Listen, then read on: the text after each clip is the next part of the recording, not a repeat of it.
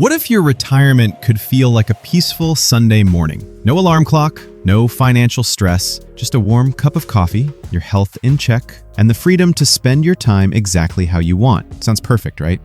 But for many Canadians over 50, the reality feels very different. Rising costs, uncertainty about government benefits, and not knowing where to even start. It can all feel overwhelming. You're not alone. And the good news, it's not too late to turn things around. In this video, we're going to walk through the exact steps to help you feel more confident, more secure, and more in control of your retirement, starting today. It's not too late to start, even at 50 plus. A lot of people hit their 50s and think, well, I missed the boat. I should have started planning in my 30s. Now it's too late. But that's simply not true. You haven't missed your chance. You're just arriving at a different station. And here's the real truth. Some of the most effective retirement planning happens in your 50s and 60s because now you're more focused, more motivated, and more aware of what truly matters. Imagine this. Instead of guilt or regret, you feel calm, confident, like you're finally getting your financial life aligned with the kind of future you want to live. No more late night worry about what ifs, just a sense of control and direction.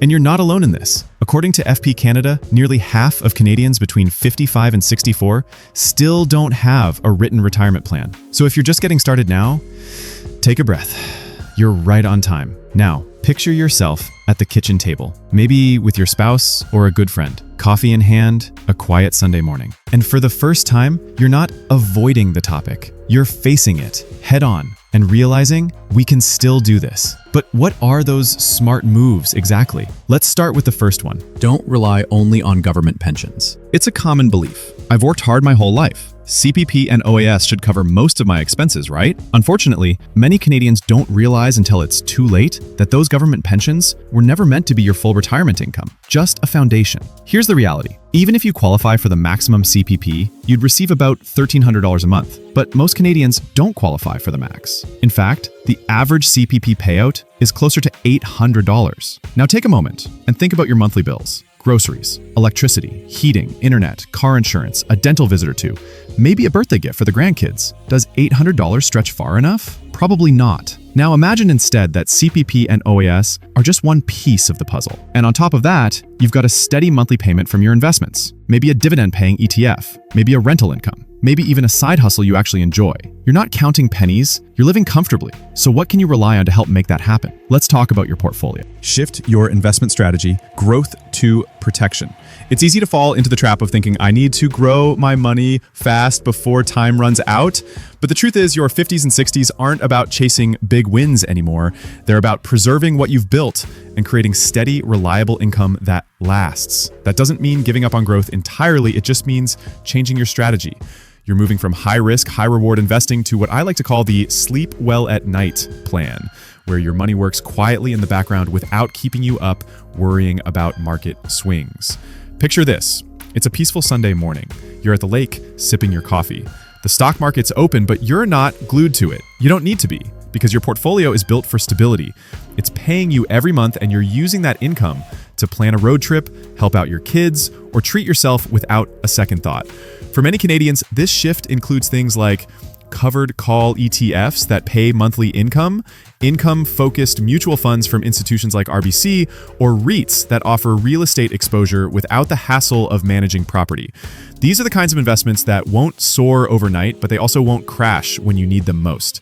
They're calm, steady, reliable. And in retirement, that kind of consistency isn't just comforting, it's critical. But even with stable income coming in, there's still one silent threat that can quietly erode your retirement savings over time, and that's taxes. Minimize taxes using RSPs and TFSAs wisely. You might be thinking to yourself, I've already got an RSP, that's enough, right? But here's the thing. Having savings is only half the equation. The real difference lies in how and when you use them. Because if you don't plan your withdrawals wisely, taxes can quietly take a bigger bite out of your nest egg than you ever expected. RSPs are incredibly useful during your working years. They reduce your taxable income and help you build up your retirement savings. But once you retire, every dollar you pull from that RSP is counted as taxable income. And that can add up quickly, especially if you're also receiving CPP, OAS, or other sources of income at the same time. Now contrast that with a TFSA. With a TFSA, your money grows tax-free. and more importantly, comes out tax-free. No matter how much your investments have grown, you don't owe the government a dime when you withdraw. That flexibility can be a lifesaver when you're trying to control your tax bracket in retirement. But here's the trap many Canadians fall into. They delay taking money out of their RSP for too long, thinking they're being smart by letting it grow. But once you turn 71, you're required by law to convert your RSP into a RIF and start taking mandatory withdrawals whether you need the income or not. If your portfolio has grown significantly by then, those withdrawals can push you into a higher tax bracket and trigger thousands in unexpected taxes. Imagine this. It's your 70th birthday. You've worked hard, saved diligently, and you're ready to enjoy the years ahead. But then you open the mail and find a tax bill you didn't see coming. Your RIF withdrawals were larger than expected, and now you owe far more than planned, all because no one showed you how to coordinate your withdrawals ahead of time. That's what we call an RSP meltdown. And yes, it's avoidable. So how do you sidestep that trap?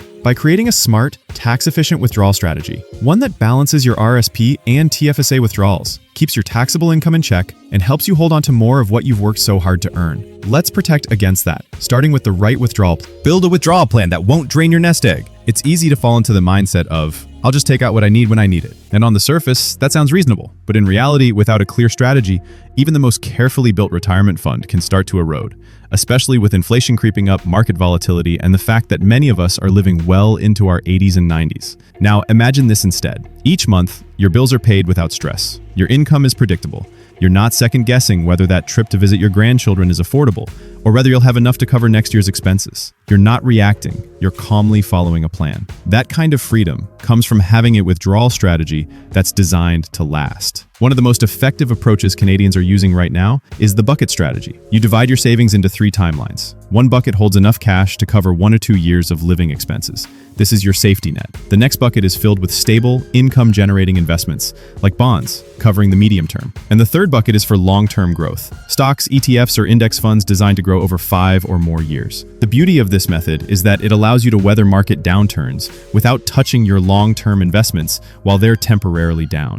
Another simple but powerful strategy is the 4% rule. You withdraw 4% of your total portfolio in the first year of retirement and then adjust that amount slightly each year for inflation. It's not perfect, but for many Canadians, it offers a solid starting point to ensure their savings can last for 25 years or more. And here's something else worth considering: delaying your CPP. If you can hold off until age 70, your payouts could be as much as 42% higher than if you'd started at 65. That's guaranteed income for life, and it could be a game changer down the road, especially if you find yourself needing more stability later on. Imagine the feeling. Your bills are handled, your fridge is full, and your lifestyle hasn't skipped a beat. The market goes up, the market goes down, but your plan stays strong. But money isn't everything. The next big piece of the retirement puzzle is something many overlook. Don't overlook healthcare and long-term costs. It's easy to assume we have universal healthcare in Canada. I'm covered. But here is what many Canadians find out too late. Universal doesn't mean all-inclusive. While hospital visits and basic medical care are covered, dental, vision, prescriptions, and long-term care, that's often out of pocket. Now, imagine this. You or your spouse need assisted living in 10 years. It's not a luxury. It's a necessity. And suddenly, you're staring down $3,000 a month or more in care costs. If you haven't planned ahead, that could mean dipping deep into your retirement savings. Or worse, going without the support you really need. But it doesn't have to be that way. Imagine knowing that no matter what comes, you're prepared. You've got a healthcare cushion set aside, maybe even long-term care insurance or a dedicated savings fund. You're not making panicked financial decisions during a health crisis. You're focused on care, comfort, and peace of mind. Don't let uncovered health expenses become the reason your retirement derails. Start planning for them just like you would any other major cost. Now let's talk about one of the most underestimated retirement tools of all. Emergency funds and passive income means peace of mind. A lot of people think, I don't need an emergency fund. I've got investments. If something unexpected comes up, I'll just sell a few stocks. But here's the catch. What if the market's down when life throws you a curveball? Selling investments in a downturn doesn't just hurt in the moment, it can derail your long-term plan. It locks in losses and throws off the steady rhythm you've worked so hard to build. Now imagine a different scenario. You're retired, enjoying a quiet January morning when suddenly your furnace gives out. It's a $4,000 repair. But you're not panicking. You don't need to stress, sell off shares, or dip into your main savings. You simply reach into your emergency fund, pay for the repair, and move on with your day. warm, calm, and in control. That's what real peace of mind looks like in retirement. And it starts with having two things in place: a cushion for the unexpected and a steady stream of passive income. In Canada, building that cushion means keeping 6 to 12 months of living expenses in a high-interest savings account. Online banks like EQ Bank or Tangerine offer competitive rates and easy access, so your money's not just sitting idle, but still working for you. As for passive income, that's the quiet powerhouse of retirement planning. With the right mix, maybe real estate income through REITs, monthly payouts from covered call ETFs like ZWC, or a guaranteed annuity for lifelong income, you're creating a financial engine that keeps running no matter what's happening in the markets. When your income is flowing and your safety net is strong, surprises don't feel like emergencies. They feel manageable, temporary, just part of life. And that's when retirement really starts to feel like freedom. Okay, so let's bring this all together. Still wondering what the #1 retirement mistake Canadians over 60 are making really is? Then you'll definitely want to watch this next video. It breaks down how to maximize your benefits and avoid the most common missteps. Links right here. Don't miss it.